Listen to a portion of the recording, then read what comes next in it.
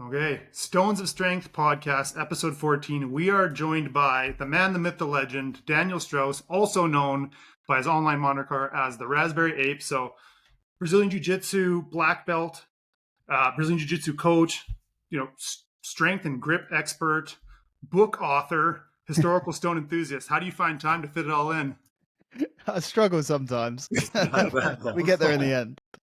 Yeah, that's awesome. Well, I've known about you for quite a while, Dan. So I first became aware of you, I think, right when COVID was really firing up through the steel bending podcast, Beyond the Bend. And Cody had turned me on to you and been following you ever since. And you are a man of many talents, and it's been fun watching your page. But for those of you that aren't familiar with you, can you maybe give a little background of who you are, how you got into strength training, and then we'll get on to how you got into stone lifting. Sure, yeah. Well, firstly, thank you very much for having me on the show. I've been a massive fan of yours. I mean, you got to be one of the best stone lifters out there. So Thanks, man. I always like to watch your videos for inspiration and to feel inadequate. But yeah, in terms of my journey, I come from a grappling background. Been grappling for 19 years this year. Been a black belt for 10 years this year. And that's always been my main sport. It's kind of the first sport that I ever was all right at. And when I was very small when I first started training, and you get beaten up. And it's okay if you get beaten up by someone because they're better, and it's annoying if you get beaten up by someone because they're bigger and stronger than you. Sure. So I kind of was this skinny little sort of 110, 120 pound teenager. I just wanted to get bigger and stronger. So I started getting into strength and conditioning stuff, started doing some weights, and really it was Brooks Kubik's dinosaur training that really got me into that.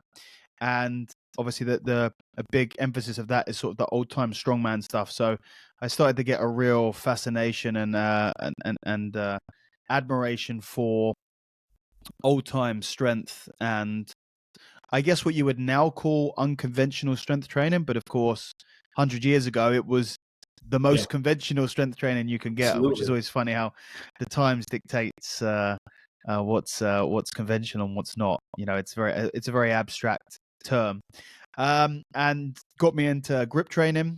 And yeah, I was training with that for a while. And to be honest, the stone lifting, I won't get into stone lifting yet. We wanted the pre-stone lifting stuff, but yeah, that was basically it. Like I got into strength training, and that was it really. And I just started videoing myself training out of my home gym. That was a big part of dinosaur training, was being a garage gorilla. So I started training in my home gym and built up quite a collection. Started with nothing.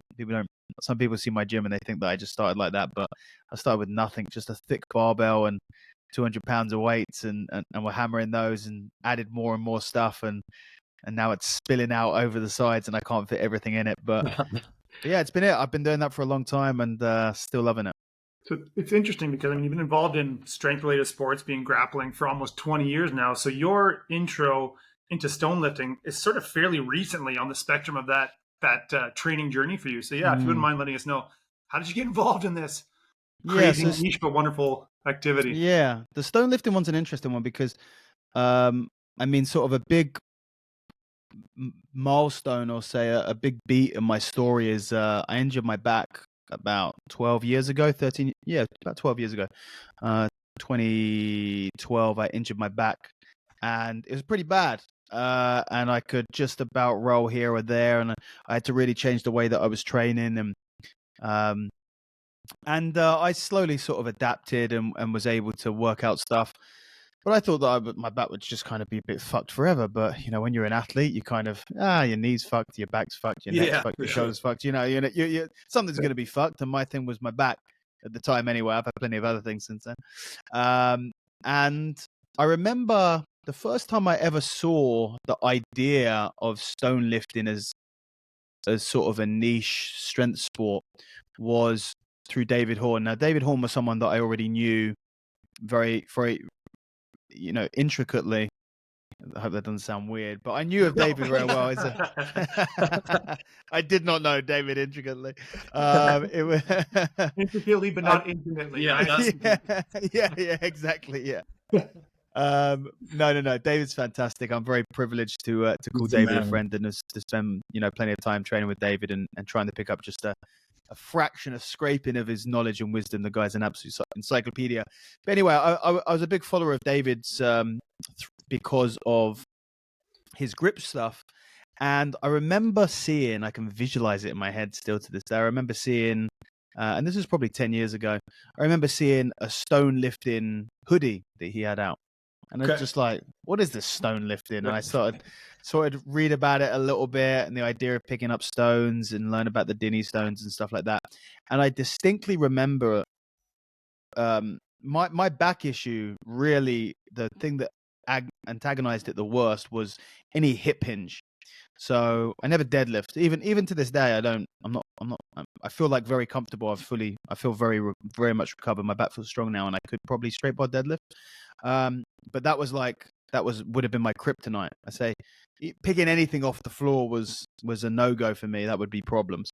So the idea of lifting a stone was not even a dream. It was something that I just thought, it's like a 5'5" person wanting to play basketball professionally. It was sort of that sort of thing. Like, I just can't do that. It's a physical limitation. My body can't do that. And I kind of didn't even give it much thought. I was like, yeah, I guess that sucks, but I don't really know much or care. So I'll just move on from that. And years down the line, it's got to be 2017 or 18. So probably about 5 or 6 years into my back injury, I'm starting to get quite functional, but I still have quite bad flare-ups here or there. I'd still say that I'm not crippled anymore, but I've got a quote unquote bad back still. Got to be careful with it. And David Horn released some Dinny Stone trainers. And I remember, basically, I have a rule. If David Horn releases a product, I buy it straight away. Sure. Yeah. It's a very simple rule. It's a rule I live by. David Horn releases something and I buy it. And I remember he released the Dinny Stone trainer, and I looked at it and I just kind of stopped for a second. And then went, no, I'll get it anyway. It made me second guess it, but I thought, I've got a rule. You got to stick with the rule. And I bought the Dinny Stone trainer, and I started training with the Dinny Stone trainer. And when I first started training, I would have an extra strap on it, so it was a little bit higher than it would be normally. So I was essentially just doing, Dinny style lockouts. Partials. I mean, Dinny Stone's already a partial, but I was doing even more of a partial.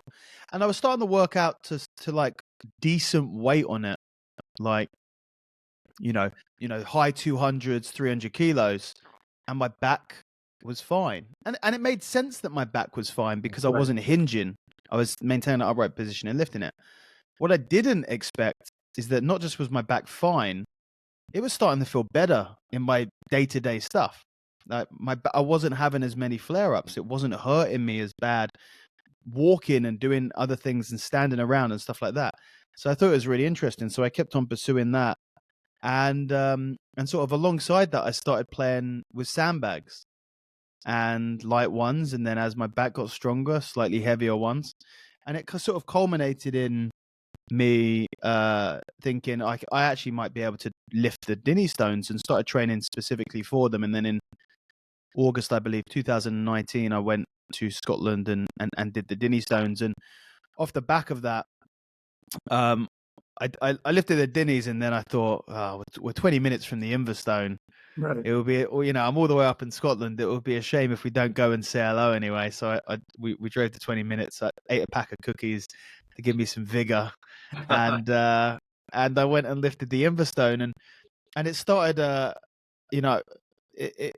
I was already very fascinated, and one thing that I love about the Stones, obviously, there's many things to love about it, as you guys know, and so everyone you've spoken about. But for me, it's the stories behind it, and I'm a big one of my other big interests outside of lifting and grappling is mythology and stories and history. And this was like a rare instance where, sort of on the pie chart with everything, it's sort of in the middle there. Stories, myth, history, and lifting, and you go, damn, okay, so it's pretty cool.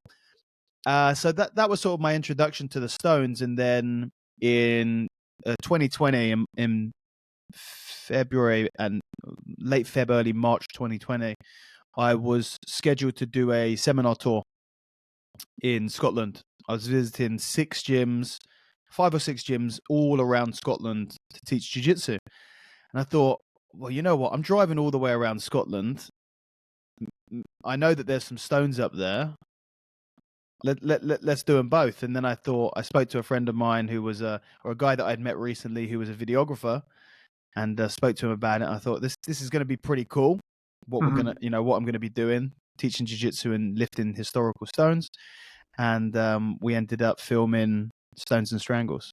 Yeah, which was awesome. I watched those over and over again as we were getting ready to go on our Scotland trip. Just watching you do it and the exposure of just seeing the areas and just everything about it. I was even trying to study the stones through your lifts just to get an idea of it. So those were great. And if anyone hasn't seen those, go check those out. Yeah, there's 8 episodes on YouTube, Stones and Strangles. Yeah, they're fantastic. Yeah, and that was a really interesting project. I mean, we are planning to do that.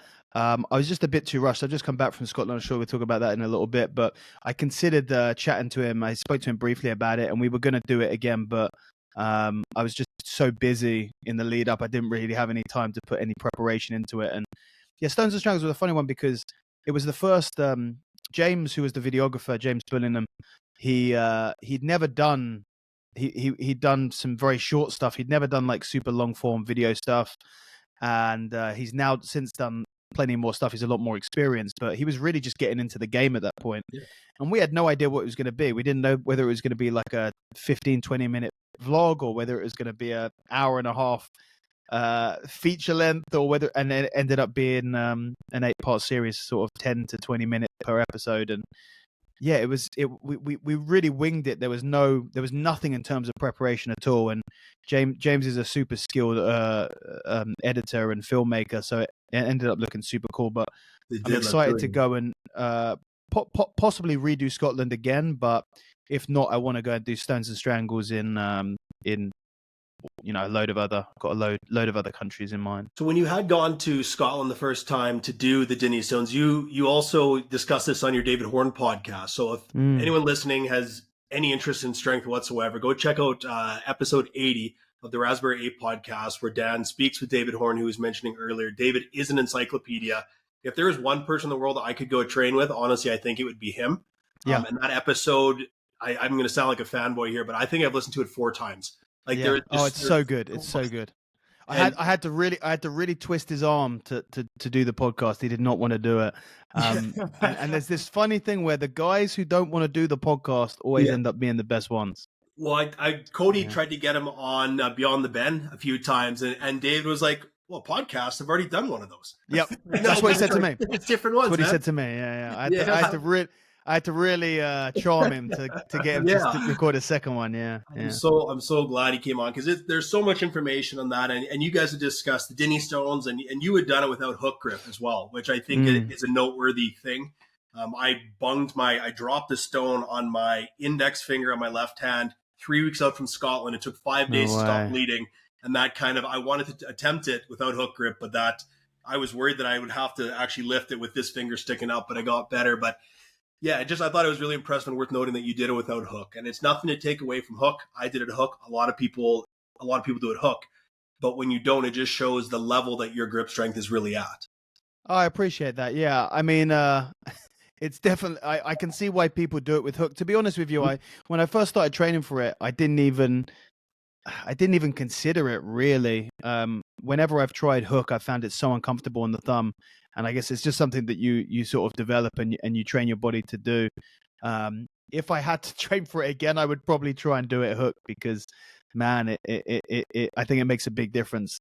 It made my journey to doing the Dinnies a tough one. And when I got there, it wasn't easy. I'd say that the Dinnie rings seem to be slipperier in person than any of the training. I think from the years of weathering, they've got like a unique patina and rust where they're actually very slick. Yeah. Did you train on pins then? You said you used David Horn's trainer for the Dinnies, but when I got familiar with David Horn, he was no longer selling those. So what exactly are those? No, so he's got essentially his version of some replicas, some pins. Okay. But I actually I started on those, and then I moved to Killer Strength Scotland's Dinnie replicas, and they're really, really good. Awesome. that he's not making them anymore. He was like the guy making Dini replicas, training pins. The Cerberus ones, which are sort of the main go-to ones these days, they look identical. So I don't know if Cerberus have him making them for him or whether they're doing their own, and they just look very similar. But they're very similar in design to the Cerberus ones. Okay. And how did you find the actual, like I found personally, and I've talked to a few people about this, they found that lifting the actual stones is quite a bit easier than doing it on loading pins. I don't know. No? I don't know if I ever did full Dini weight on the loading pins. Oh, okay. Yeah, fair enough. I don't know if I ever did. Something in my head is telling me that I almost certainly did, because I don't think I would have been dumb enough to go out and try it without doing that. Yeah. But I felt, I felt the grip was harder. I think if anything, it was harder. But it's different. You're traveling and you're not getting much of a warm up, and there's a lot of other variables. But I'd probably say that they're a bit, because the stones rock a little bit, so the pickup is a little bit A little different for sure. It's a little bit different, yeah. Yeah, getting that last corner up, I've seen it catch some people in some videos. Yes. But yeah, I just for anyone listening, like if you're considering doing the Dinis, like myself personally, I found that if I found the stones themselves were much easier than picking up and loading pins. Now maybe it's the way I loaded my pins, or obviously the adrenaline of being there and Brett Nickel and Jim Splain and all these people are there watching you. Obviously that's going to give you bonus strength. But just for anyone listening, if you can do the weight on the pins, my opinion is there's very good chance you can do it with the actual stones. For sure. Yeah, absolutely. On the Dini stones, was lifting the Dini stones the goal of your training as you started doing Dini picks, or did you find that doing Dini picks helped you on this road to recovery from your back injury, and so actually lifting the real stones was just an added bonus? Oh yeah, absolutely. I did not I really did not intend to ever lift the Dini stones when I bought the Dini trainers, which is probably a unique situation. I think most people are going to buy Dini trainers to train for the Dini rings, right? Yeah. But I had no thought in my head that would be something that I would ever be able to do. So for me, lifting the Dini stones and then stones and strangles, when I lifted sort of the Dini stones, is obviously a much safer, easier on the back lift than any natural lift in stones. Very, very different sort of lift. So for me, sort of the Dinis was the first step, and doing stones and strangles and lifting all the stones that I did on stones and strangles. It was much more, it wasn't really a test of strength for me. It was sort of the final step in fixing my back. Really, it was something really. There was a different facet to that first stone lifting trip that I did, where I just did something. I overcame something. It was a really, really big deal for me. I overcame something that I really did not think that I would ever be able to do, which is to lift up 120, 30 kilo stones in a position that everyone, and this is the funny thing about it, which is people say you got a bad back and that's the last thing you want to do is lift stones, or they see people lifting stones and they go, I'm going to make a video about it at some point, because I think a lot of people back 10 years ago, everyone in the community knew that I'd fucked my back up really badly. But I think nowadays a lot of people don't realize that. And you see loads of videos of stone lifting, any ones that go half viral, they go viral because there's 1,000 comments saying, oh, your back's going to be wrecked, you're going to break your back, and all of this stuff, and it's just constant. It's constant. It's absolutely constant. Yeah. That was on our last episode when he was just in Ireland. One of his videos right now is 26 million views. It went. Yeah, he's gone crazy viral. I've been sent his video about 30 times from different people. It got massively viral. It's got to be the most viral stone lift of all time. Oh, for sure. Probably, and to be honest, has done multiple that have gone viral. I think it's the fact that he doesn't look like a big guy, and the stones look awesome out there. 160 pounds or so, but half of the comments are people saying, "This is incredible, you're amazing." No. More than half by far. Probably, but this is the funny thing about social media. This is a whole other story. Like, things that go viral, 90% of the time don't go viral because there's loads of good comments on there. It's so They true. go viral. Yeah. I say to Yeah. people, this is a genuinely, if I Yeah. didn't have a half white mustache and people didn't make comments about I've got cocaine on my face, I'd have genuinely, this is not a joke. You take the jean shorts out and the jeans out. Bro, I've got 3,000 followers. That's it. I'm telling you. I'm telling you. It I goes. do like your workout style. Wow. There's a lot of social media influencers that have gotten to where they are because they wear short jean shorts. So why should you be excluded from No that? doubt. Exactly. I'm just the first guy to do it. Exactly. So just on that note, because I get similar stuff. I don't have anywhere near following yourself or even John at this point, but the amount of people that comment being concerned about my back, like they're doing me a favor, is astronomical. And it's some days I just laugh it off. Some days I choose violence and give them the opportunity. Oh, is that right? What do you know that I don't? And just give them the chance to explain it. And I think people, they see that Ronnie Coleman blew his back out, right? Not realizing that Ronnie Coleman injured his back in football and then went on to be the monster he is. So he's doing it. But you are such a great example. And I didn't realize this about your story is, I don't know if you can say strength fixed your back, but from what you're saying, it certainly sounds like strength has actually improved your back injury. And I'm not sure what the injury was, but to a high degree. Yeah, 100%, 100%. And first thing on that is just don't feed the trolls is my advice to you. Just ignore them. You just ignore them. You just ignore them because that's what they want. You don't feed the trolls. But yeah, no, I think it sounds extreme to say that strength fit my back and specifically picking odd objects off the floor fix my back. But man, I credit so much of my the functionality of my back now to sandbags and stones. I really do. I do think that they fixed my back. I genuinely do. Yeah. And I've heard similar things and it's such an interesting concept, but when you actually think about it, it actually makes sense, which is you're just training, you're strengthening your back in a rounded position instead of avoiding a rounded position. You can't avoid rounding your back in life. No. Like jiu-jitsu, you don't get the control of that. So yeah, I think one of the biggest misconceptions, I talk about this all the time, one of the biggest misconceptions in the fitness space is this idea. But the people who are making these comments aren't people who have any understanding of how the body works. Yeah, they just don't know. Yeah, well, it's interesting to hear that the training did help fix your back because I'm sort of just coming out on the other side of a nagging back injury that has bothered me for nearly going on a year now. And it wasn't the kind of injury where it was an acute event where I went, oh, I did this specific lift and something hurt. Just over a couple of months at the beginning of last year, I started developing lower back pain to the point where I couldn't sit for more than 5 minutes without my lower back killing me. I would drive in my vehicle with like a hard rubber ball on the back of the seat, right where my QL was, putting pressure on it because I couldn't sit without it just bothering me. And it got to the point where I was thinking, like, do I have to abandon stone lifting, which is something I've only been doing for 2 years now and has become a huge part of my life.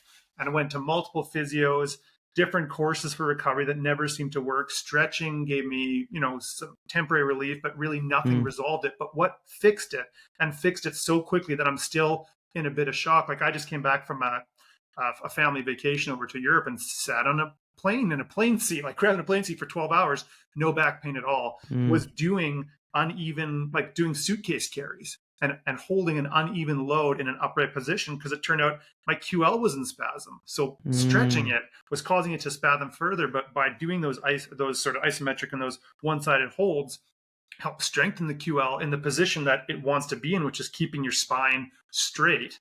And I think maybe part of what you were getting from that Denny Stone lifting was that uneven holding causing your QLs to strengthen and hold and stabilize your spine. Because for me, it was an instant fix. Like in 2 weeks, my back pain completely resolved. And so thankfully it wasn't, I'm not going to feed the, but it wasn't because of stone lifting. Stone lifting had nothing to do with it. It was due to sitting for work, glute inactivity, and then really just the spasming QL. So I find that, I'm wondering if maybe that had something to do with it. Was that the unequal weights very of the possible stones causing your QLs to strengthen?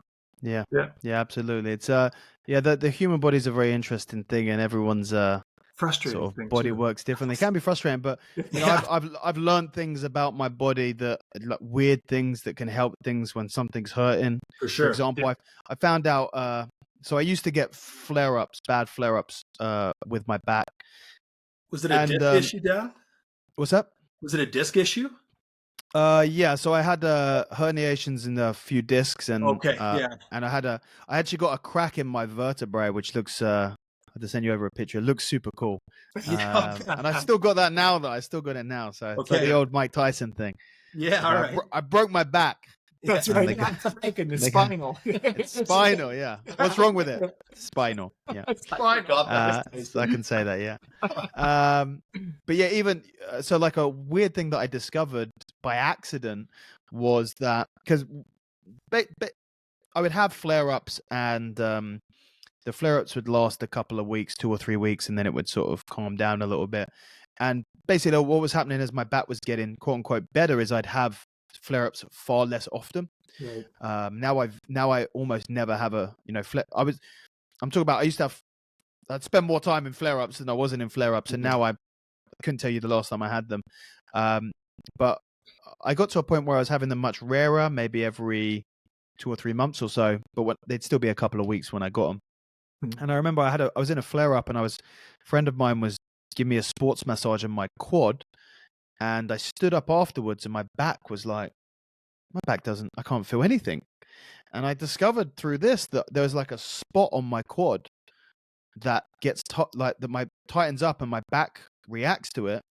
So if I get a flare up, I put a kettlebell on my leg for 5 minutes, it's gone. It's crazy. Isn't that wild? Isn't it crazy? It's so wild. It's so wild. Not even like, you're talking about you found a little trick to get rid of it in 2 weeks. Yeah. I got a trick to get rid of it in 2 minutes. It's mad. amazing. It's Yeah.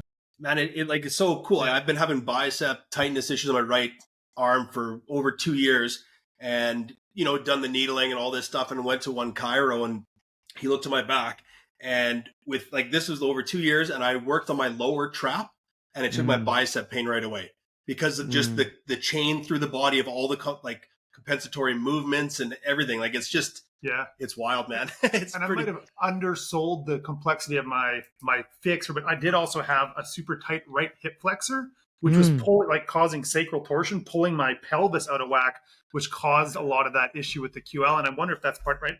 Tight quad, tight hip flexor can actually twist your back and cause it to hurt. So it's not that I endorse this gentleman for a number of reasons, obviously an incredible athlete, but I believe Conor McGregor had said, injury isn't the road to recovery, it's the road to discovery, which is very 100%. Right? You learn so much about yourself when you're dealing with an injury, especially one that's not I tore my calf last year. I knew what the issue was. I knew what I had to do to fix it. But when you have these things pop up and you don't know the source, the fix can be equally as elusive. So sure.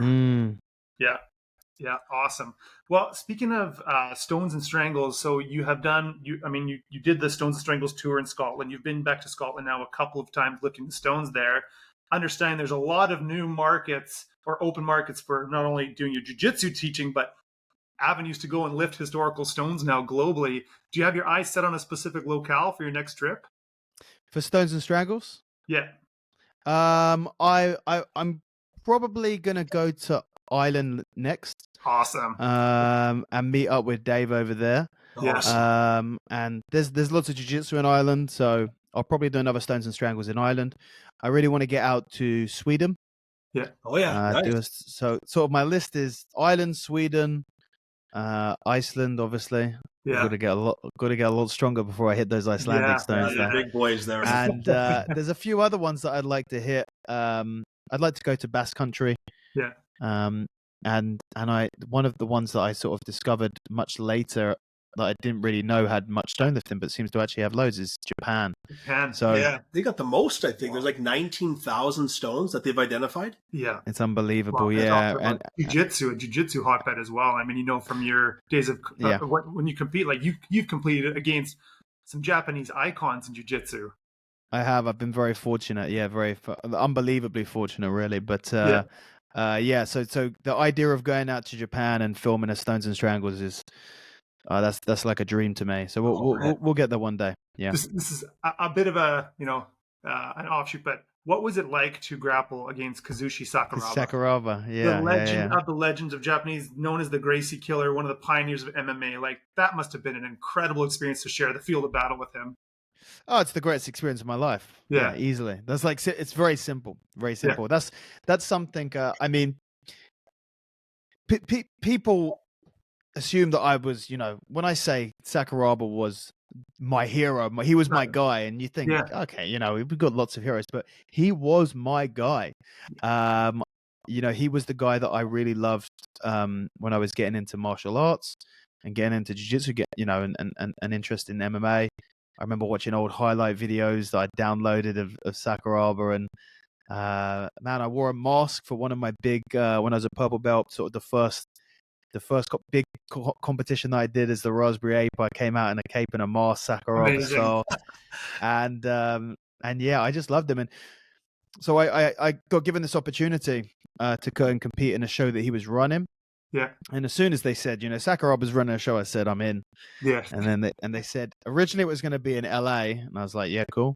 And then they said, we're doing it, I guess, move to Tokyo. I'm like, I've always wanted to compete in Tokyo. I was a big fan of Pride back in the day. Yeah. Oh yeah. For those who don't know, Pride was the UFC. It's very funny. Now UFC is this massive multi-billion dollar monopoly on mixed martial arts. But when I first started watching them, for years after I was watching MMA, the UFC was the little dog. Right. It was the little underdog. Yeah. And Pride was this massive, Pride had the best fighters. They put on the biggest shows. The spectacle. UFC was doing, right? it was a spectacle. Yeah. UFC was doing 15, 20,000. They still do 15, 20,000. Pride was doing 80, 90,000 stadiums, like unbelievable spectacles. And the UFC fighters would go over to Japan to compete in Pride, and they'd get their ass whooped every time. And sort of the most legendary of all the fighters over there was Kazushi Sakuraba, of course, who was known for being all the Gracies up and sort of changing the narrative on grappling. He wasn't just an MMA guy. He was a grappler that didn't come from the jiu-jitsu lineage. It was almost unheard of. Anyway, too much talking about him. I got into jiu-jitsu because I wanted to do MMA, and then I just ended up, thankfully, never getting into it. But my dream was always to compete in Japan, and when I kind of decided that I wasn't going to do MMA, that idea was never probably going to come into fruition. There isn't really a lot of pro jiu-jitsu opportunities in Japan. Then I was given the opportunity to compete in Japan. I thought, this is a dream come true. And then they go, Sakuraba's going to be in the tournament, and there's a chance that you're going to face him. Now, I never thought that I would have to face him because of the team format. The actual chances of the two of us meeting were very, very slim. So I never for a second thought that might actually happen, because, like winning the lottery. Sure. And then it did. It happened, and it happened in a way where I'd already defeated a couple of his teammates, so I didn't have to submit him. I could have a nice match with him. I didn't have to, it changed the vibe very much of if I had him first round, he was the first guy that I was going against. I really would have had to have tried to submit him, and it really would have soured the experience for me a little bit. So I could not have written. You gave me a piece of paper. You say, write the story of what's going to happen at this tournament. I literally could not have written it any better. And the match with him, very cool. It was an unreal experience. It felt like a dream. It was crazy. Was it difficult to grapple with an erection? We'll cut that part out. Another point of leverage. No, we won't. Another point of leverage. Yeah. No, that is so cool, man. It was wicked, man. Yeah, it was absolutely wicked. Crazy experience. I had one of the guys from Polaris, Matt Benyon, took a picture at the end of the match of me walking off with Sakuraba, and he sent me the picture. I was in Japan for like a week after the tournament. I had the picture printed on and at my house before I got home, and it's on my wall in my bedroom. It's the only picture I got on the wall. It's that was very cool. Yeah, that was the greatest moment I've had in the sport by far, and I don't think that anything I can do in the sport will ever top that. Yeah. That's amazing. It's the pinnacle, man. Good for you. Well, I mean, speaking of your grappling experience, grappling strength, and how that sort of provides a perfect platform for stone lifting. I know I'm nowhere near top level stone lifter, but I found that I came in at a fairly decent strength level because of my background. I wrestled for nearly a decade, and that really, really helped. Have you found that with your stone lifting training, it has had any impact on your grappling, or maybe even the vice versa, that when you came into stone lifting, did you find it was easier because you had that incredible grappling background? Yeah, so I don't train on stones very much at all. I have one because I only got a very small. Because so the dream for me one day is to have a big old gym that I have loads of different stones in, but I don't. I train with mainly sandbags. So sandbags is pretty much all the do some other little stuff, and I've got one stone that I train with, and some stone trainers and stuff like that. But really, it's sandbags. But sandbag training for me has been, which is how I prepare for stones. Yeah, absolutely. It's a staple of my training. I believe it to be one of the most beneficial forms of training for grapplers, and you do feel it when you're strong on bags. You're just strong, strong on the mat. Yeah. That makes a ton of sense, and so that's actually good information for people out there, because there's so many people that message us through the podcast or on our personal pages just about wanting to go on stone tours but not having access to much stones, and what do they recommend. And there's obviously a lot of things you can do in the gym to simulate the patterns and the muscles, but nothing really carries over like sandbags.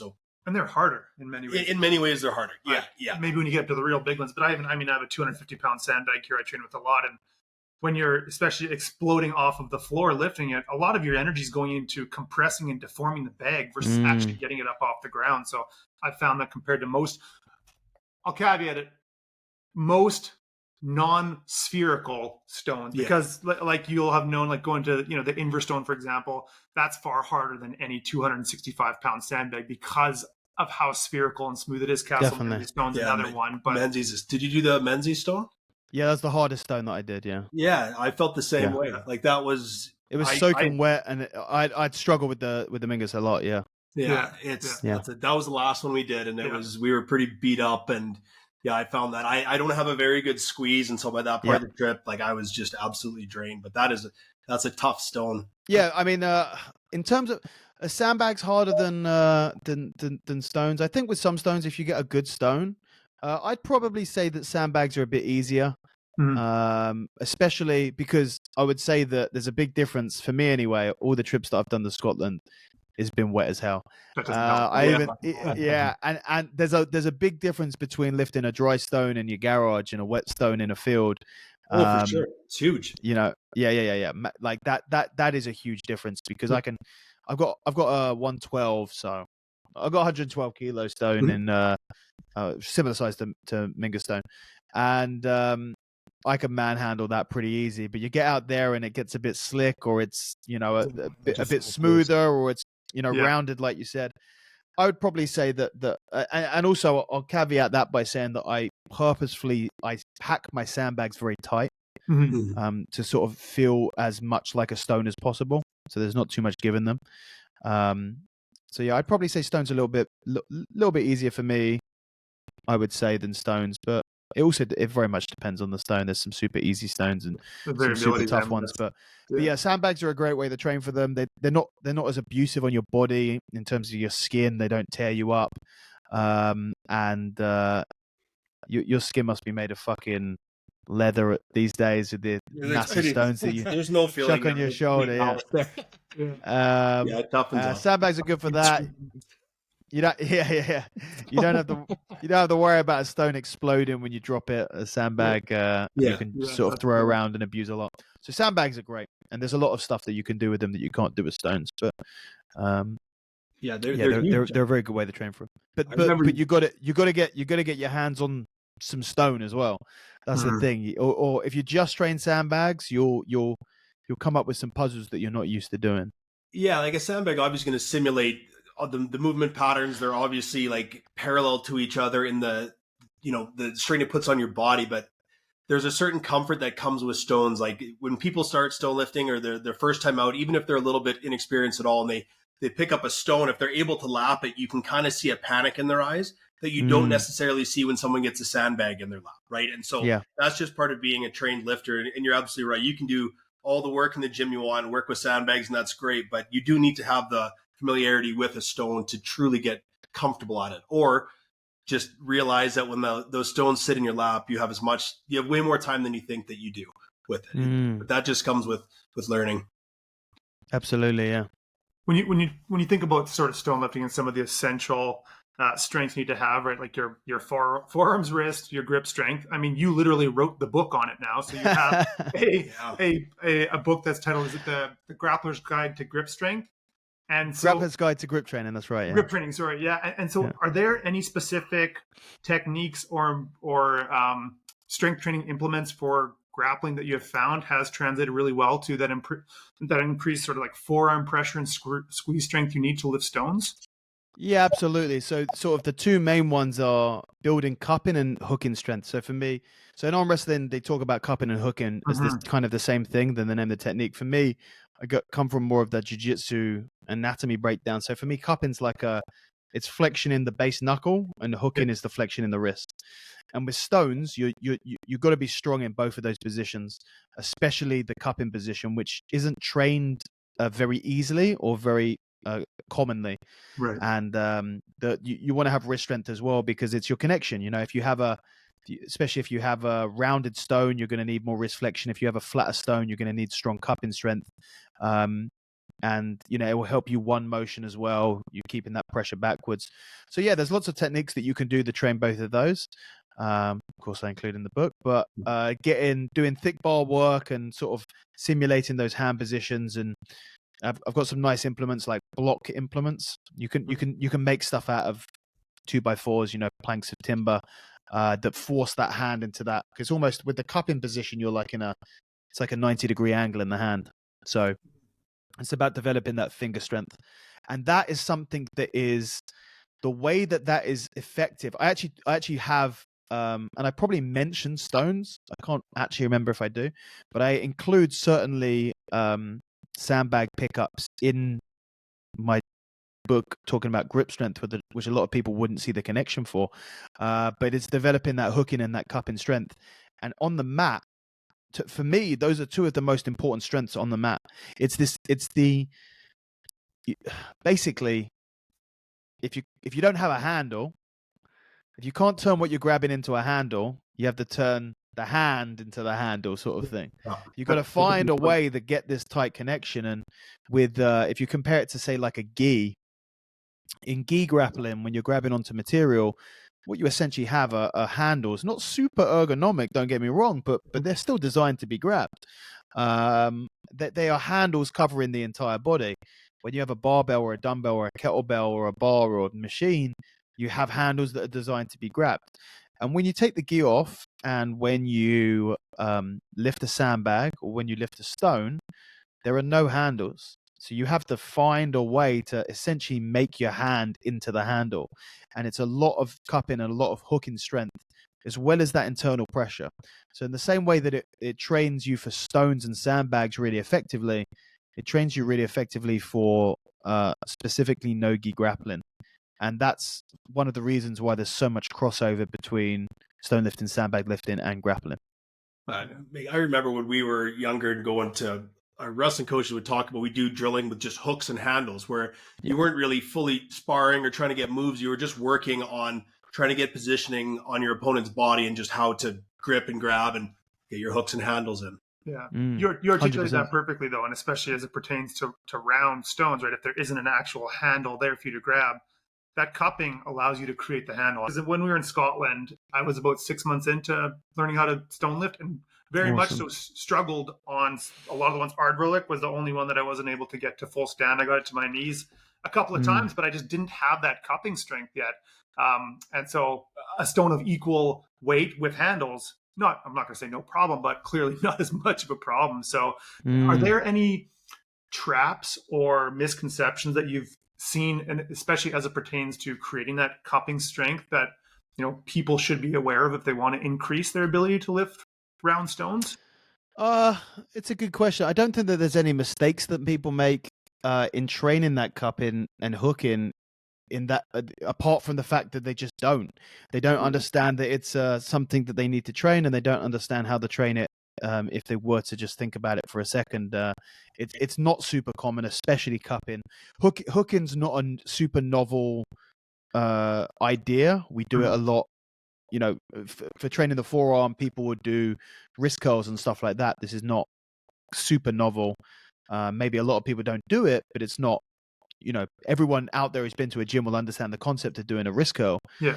For me, it's about holding that wrist curl position isometrically, both for stones and for, doing the the concentric movements as well, and doing the reps, but also doing lots of isometric and heavy isometric holds, and just having the ability to keep that wrist in flexion, keep those fingers in flexion, and not have that pried open by stone and gravity or your opponent trying to run away from you. Sure. In terms of the hooking stuff, the cupping stuff, sorry, with that finger pressure, that's just really not trained very much at all. But yeah, some great exercises for those with and it's difficult to do without specialist equipment, to be honest with you. It is difficult to do because you need something that that keeps that shape.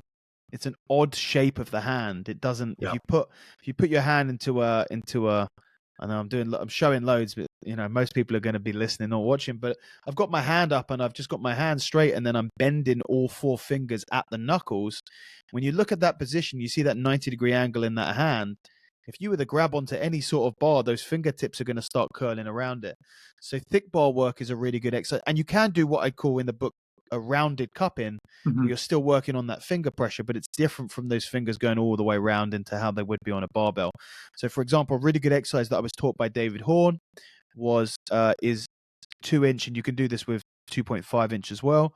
But 2-inch like axle deadlift, thumbless axle deadlift is a very good way to train what I call rounded cupping. So you're not using your thumb, so you're having to use just finger pressure to stop the bar from rolling out of your hand. That's not super specialist. Quite a few people have access to that. To an axle bar is a fairly common gym implement in most places these days. Yeah, exactly. And then just finding ways. Any thick handle stuff. The thick handle makes it easier for you to train hooking and cupping, but especially cupping. It makes perfect sense, and especially when you look at people who have a great foundation for stone lifting, grapplers, and then rock climbers, they have that cupping, that hooking strength already. I mean, David, not to disparage your deadlift at all, but there are a lot of people who can deadlift quite a bit more than you, but your background in grip strength, doing the like steel bending and horseshoe bending and stuff like that, that's probably, that's not a point of failure you have to worry about. No. Is that your hook's giving out. So. Yeah, that's something. Just you'd mentioned that, Dan. Is most people don't train, they don't think about the wrist strength, right? Like everyone, grip, but like there's a local, he's a professional strongman, and we were chatting. He's from just south of here, from Calgary, and he was saying that he has a little trouble with some of the natural stone liftings. I asked him where his issue is, and he says off the floor. I said, well, what do you do for wrist strength training? And he's like, well, what do you mean wrist strength training? So here you have a professional strongman who has a professional strongman coach, and has never even heard about wrist strength training, right? So it's not quite as common as people think. And I've actually deferred so many people to your page because they ask, well, what's great for wrist strength or grip strength? And I say, like, I got a lot I could tell you, but just go to Raspberry Ape's page. You have so appreciate it. Thank you. You have so much content out there, and which is great because it's fun for people to watch, and you share so much knowledge with people out there. So I think you're just a great resource for stone lifting and grip and grappling, and it's an awesome page, man. Oh, I really appreciate that. Thank you very much. Yeah, something you touched on when you were talking about sort of what you were using to train that sort of cupping and hooking thing was that you had created some implements, and people would notice very quickly when they go on your page that creativity is like it is part of the DNA of how you train. Is some of that because you have found a lot of functional training in, swinging around an 8-foot-long broadsword, or you do that to kind of keep things spicy and keep it interesting? It's a little bit of both. It's a little bit of both, I think. Functional is such a funny word, isn't it? Now, there's stuff that there's no function that you get from a 6-foot, 20-pound sword. It's cool that you wouldn't get from a mace. But it's cool, exactly, and that's why I do it. And yeah, there's plenty of things that I do because they're cool, and not for no other reason really. And if I can do cool stuff, and I'm actually in the process at the moment. I'll give you a little sneak peek on something. Like I said before, the mythology is a big one for me. So when I can find other ways of combining strength and mythology, I go a little bit crazy on it. And for example, I had you might remember my shield that I had made by Sean at Raw Form. Yeah. And with the Medusa head on it. It's amazing. Yeah, it's incredible. Yeah. It's that thing that it doesn't live in the garage. That lives in the house. Yeah, It's that's too good. precious. It's It's too gorgeous. precious. I can't risk the Yeah. rust.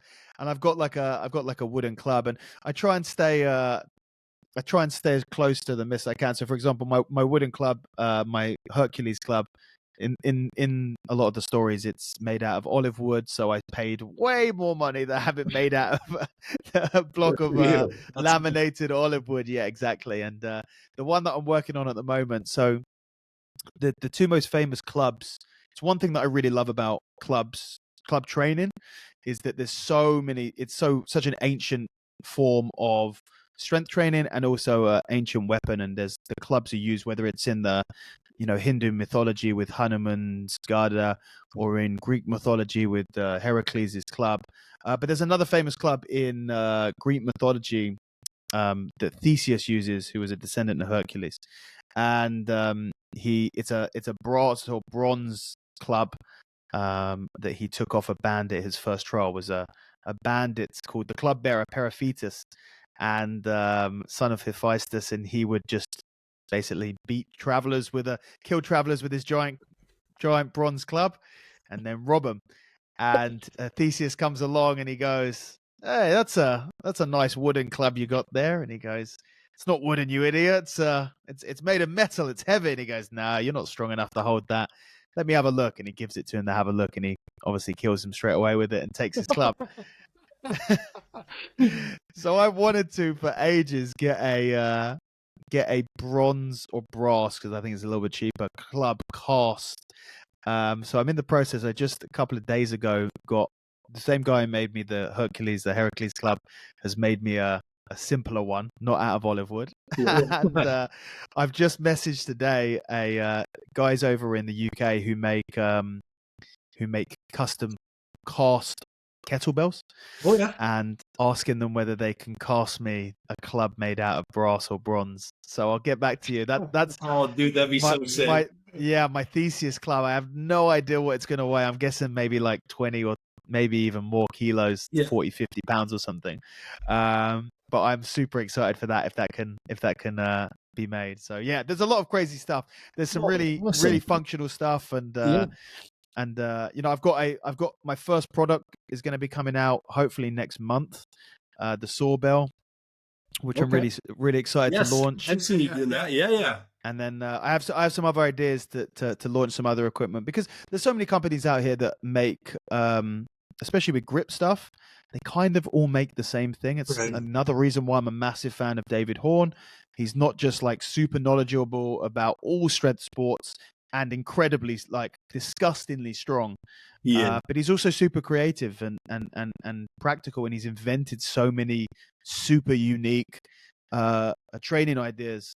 And trying my best to follow in his footstep, I pale in comparison to the number and creativity that he's created. But yeah, starting with the saw bell, and I've got some ideas for some other stuff. Specifically, funnily enough, we were talking about it to help people train their cupping and hooking strength as well. Good for you. 2 points I want to make. Number one, God save any thief who tries to break into your house while you're home. You come screaming down the stairs with a Medusa shield, a big bronze club, and a pair of jean shorts and a plaid shirt. I do think that shield could probably take a bullet. I'm not sure I want to find out. It's pretty thick, man. It's thick steel like that. Yeah. For anyone who's listening to this, if you go check out the YouTube version, you will see that we are all in our Raspberry Ape uniforms right now. We all got the red checker plaid shirts on. But the second point I want to make too, and it speaks to your page and even what you're saying with David Horn and the creativity, because we see it quite often, and David, speaks on it at length. And in the recent stonelifting article that David did in the Stonelifting magazine, Maximum Mind Stonelifting magazine, is people fall into this rut of saying, well, I can't train for stones because I don't have access to stones. I can't create the strength required to go and train for stones. But there's an avenue for creativity that I think people just do not, either it's by way of effort or maybe they don't actually have the innate creativity. But you can find ways to train for stones, train the required grip strength and wrist strength, and but by being creative, going out, like we see like lift stone out iron. He's out picking up logs and creeks training, and he's incredibly strong. David's developed a lot of implements at his house. Your page is a plethora of cool, creative ways to train for strength. And I think that's something that people maybe need to get out of the headspace of, if you can't buy an implement to train the specific muscle or movement that you want to train, look at ways to create it from the things that are available to you. So Yeah, I mean, I really could not agree more with that. It's such a, for me, that's the beauty of it. right, yeah, You know, it really is. That is the beauty of life, is yeah, finding novel and creative ways of doing anything. Yeah. Doesn't just have to be stone lifting, doesn't even just have to right, be working out, but just just fucking around and trying to yeah, find out what you Sure. can do. And when it comes to training, yeah, it's and sometimes it doesn't work. Sometimes you right, fuck around and it's crap, and you go, cool, we're not doing that one again. But it is about discovery. It is about discovery, and when you can play around with something and you find something that works, and you find a novel way of training something that you didn't think you had access to. Yeah, don't let anything stop you. It's a really important message. It's like people are afraid to let their mind wander when it comes to training, right? Like, this is my program, I've got to stick to it. And that's good, because discipline's an important thing.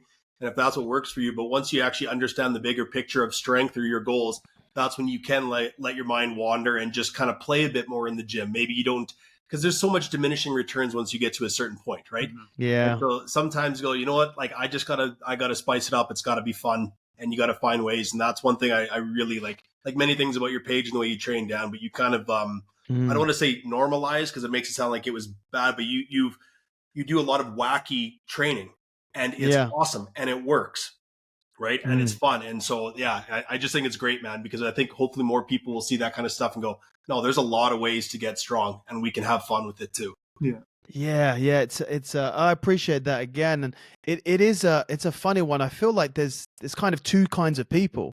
There are people that just want to squat, bench, deadlift, and they'll do that for 30 years. Mhm. And there's other people like us. Yeah. I can tell, like us, that couldn't imagine anything worse.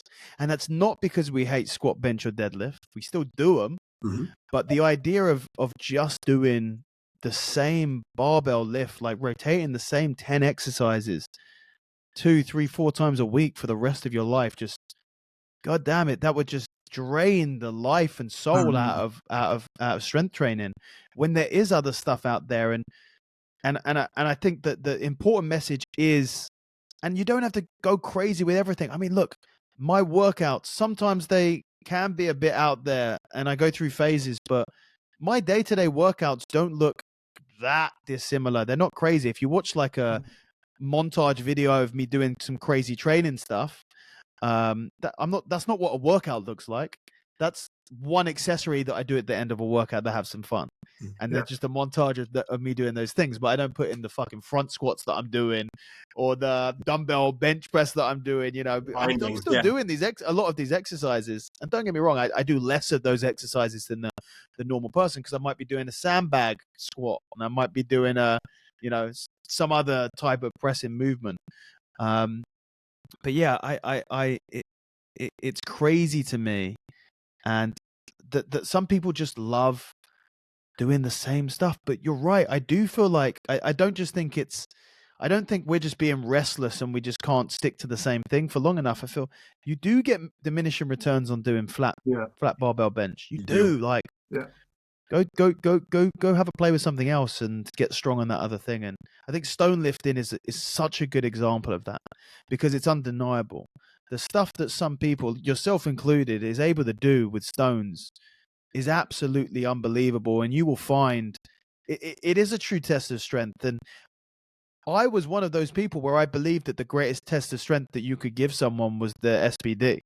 You know, what do you squat? What do you bench? What do you deadlift? I couldn't deadlift because of my back, so I didn't care about that one. What do you squat? What you Yeah. squat? What do you bench? I'm like, that's a test of strength. yeah, And I'm so glad to be able to look back on myself then and go, I was so wrong. You can't define strength so simply. You can only define strength in specific things. But if you were to truly, in my opinion today, a true test of strength, lift a fucking stone. Yeah. That's the Lift and truest carry. test of yeah, strength. yeah, Lift and carry, or lift and shoulder, or like Yeah. lift a stone, and that is true strength. So yeah, it's a great example of what you can achieve. And And if you don't just do the same thing all the time. I think too, to your point, like there's the creativity behind it. It's one thing to be regimented, but it's another thing to be resistant to variability. And it's the variability that keeps things fun. The other thing too, and I mean, I spend enough time in the gym as well, but I also spend enough time in an office or at home working. You do not have to give me an excuse to try and get outside.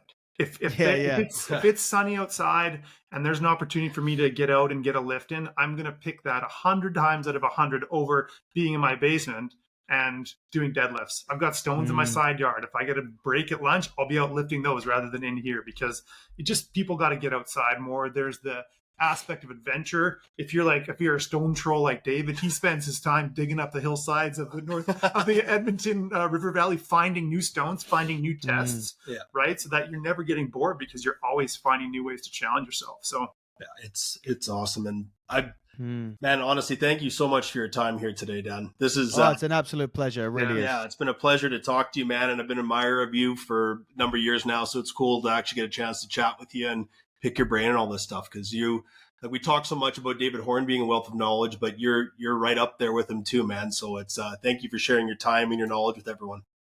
I really appreciate it. It's great to finally have a chat with you, and keep doing your thing. Both of you guys what you guys are doing, bringing more awareness to lifting, historical lifting stones, or lifting stones in general. I love it. I know you guys love it. It's easy for us to say it's awesome. It's the best thing in the world, but it's amazing. I tell you. I mean, the trip I did a couple of weeks ago up in Scotland reminded me just how incredible it is, and you just go to places that you would never go otherwise. Yeah, that's a big part of it. We found not just countries that you'd never go to, but I've visited Scotland. I mean, I've only done stones in Scotland. It's all I can attest to. But I've been to Scotland as a quote unquote tourist, and it's okay. It's okay. It's like going to any other country.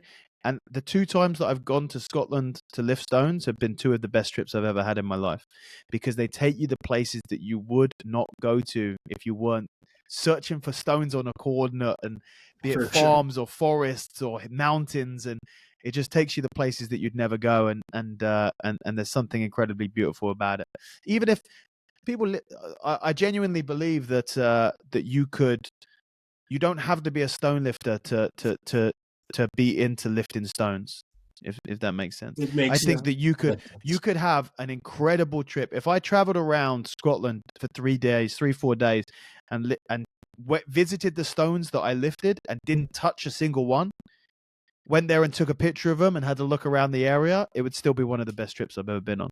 It's an awesome thing, and it's just super cool that we get to also break our bodies, or try and break our bodies. Part of history, right? For sure. Did you make it up to Strathmore? Just as a quick note, I didn't know. I didn't.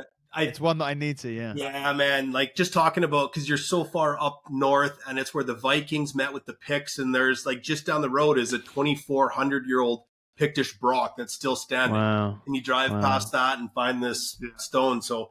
Yeah, man. The point is, couldn't agree more. That's take a car with some good clearance, though, because it's a rutted single track for about 2 hours. And we rented a Mercedes station wagon, and I don't think that the undercarriage fared too well. Yeah, it was scraping quite a bit.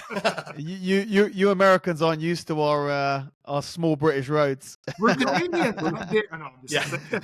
You Canadians. Oh, yeah, that's right.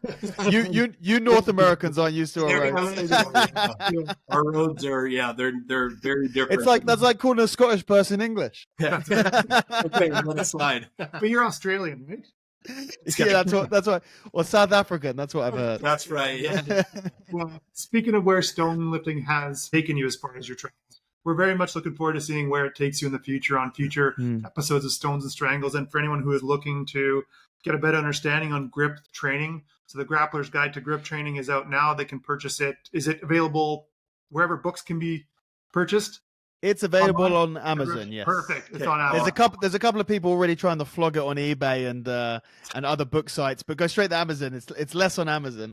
There we go. That's perfect. A warning to those people: he will be showing up with his club and his mace and his jeans. So, awesome. Well, Ben, thank you so much. We really appreciate your time. Thank you for having me, guys. I really appreciate it. I'll catch you soon. Cheers. Take it easy.